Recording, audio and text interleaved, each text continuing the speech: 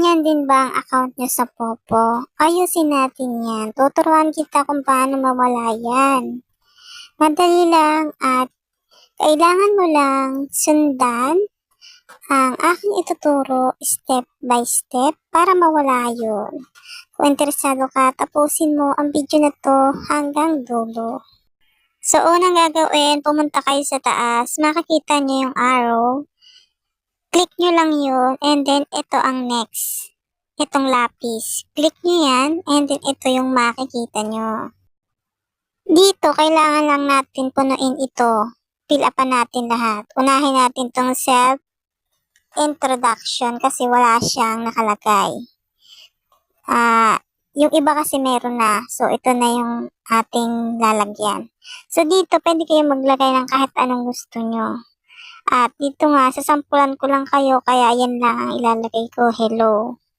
At kapag nga nailagay nyo na yung gusto nyong ilagay dyan, pindutin nyo na yung save sa taas para mag-save siya, malamang. So, ito naman yung next, interest tags. Ayan. Click nyo yan. Ayan. And then, ito yung makikita nyo. Diyan, pipili kayo kung anong gusto nyo. And then, pag nakapili na kayo, for example, ayan, may mga blue na siya, napili ko yun. Pag okay na, pipindutin ko yung save sa baba. Nasa baba yung save. Pag na-save mo na, ganyan na yung lalabas. Pag ganun, okay na yun, i-back mo na at okay na yung account mo. Ito na nga siya. Papakita ko na sa inyo na okay na siya kasi nga na-fill upan na natin yung mga dapat fill upan. Ayan. Kung makikita nyo nung una, may kulay red yan. Ayan, ganyan nakalagay.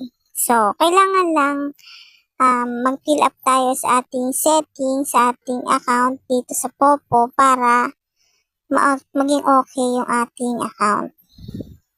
So, ganun lang kadali mag-ayos. Kung yung inyong account ay may ganyan na, may ganyan pa, i-check nyo na yung setting and then fill upan nyo na para maging okay na siya. Madali lang mag-ayos, basta nasundan nyo lang yung aking tinuro. At kung meron naman kayong natutunan sa aking tutorial ngayon, huwag mo naman akong kalimutang i-subscribe. Click mo na rin ang notification bell para updated ka sa mga susunod ko pang i-upload. So yun lamang, thank you for watching.